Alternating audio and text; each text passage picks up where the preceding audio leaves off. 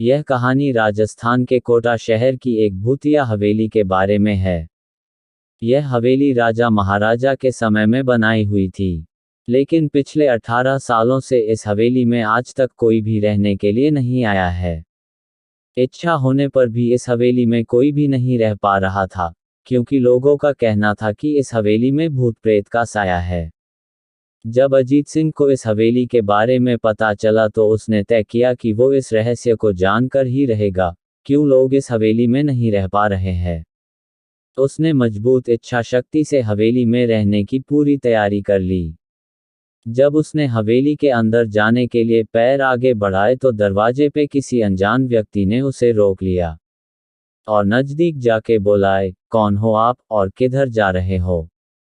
अजित सिंह ने जवाब देने के बजाय उसने सामने सवाल किया, जी, आप कौन? मेरा नाम अर्जुन सिंह है और मैं यही पास में ही रहता हूँ।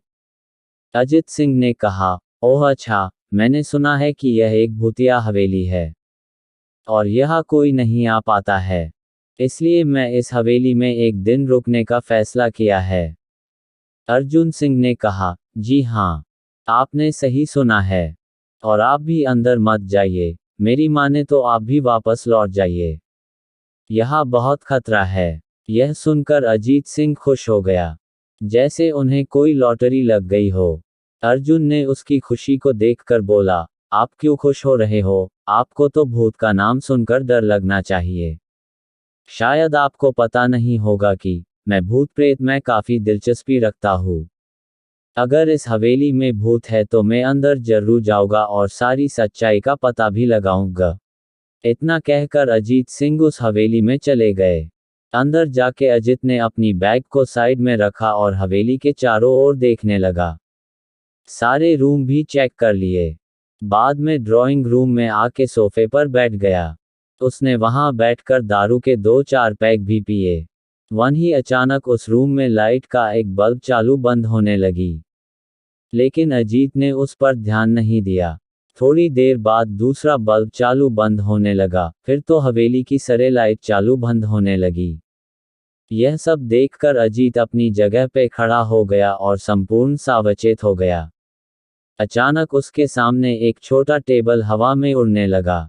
करीबन 6 फुट हवा में ऊपर जाके गोल गोल घूमने लगा और बाद में अजीत की ओर तेजी से आने लगा।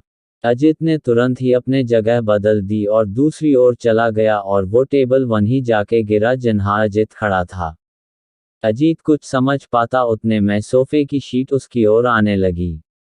वो जल्द खड़ा हो गया और छलांग लगा के दूसरी ओर कूद गया, जिसके कारण सोफा दीवार को टकराया और अजीत बच गया।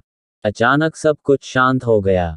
अजित ने चारों ओर सतर्कता से देखा और बड़ी आवाज में बोला, तुम जो भी हो सामने आकर के बात करो।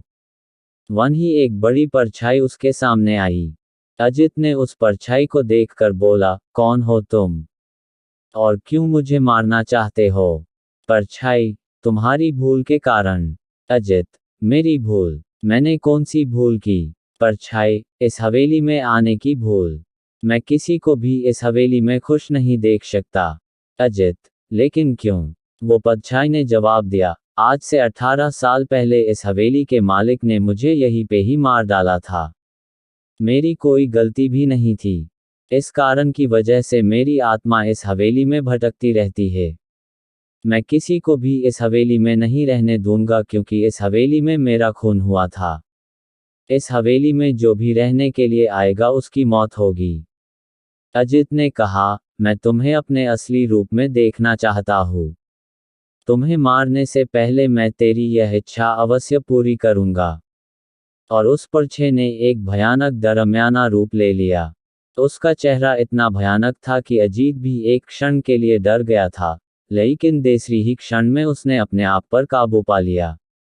बाद में इसने अपनी जेब में से सफेद पाउडर निकाला और उस भूत के पर फेंक दिया। भूत के पर पाउडर पड़ते ही वो जलने लग गया। बड़ी बड़ी ज्वालाएं उठने लगी।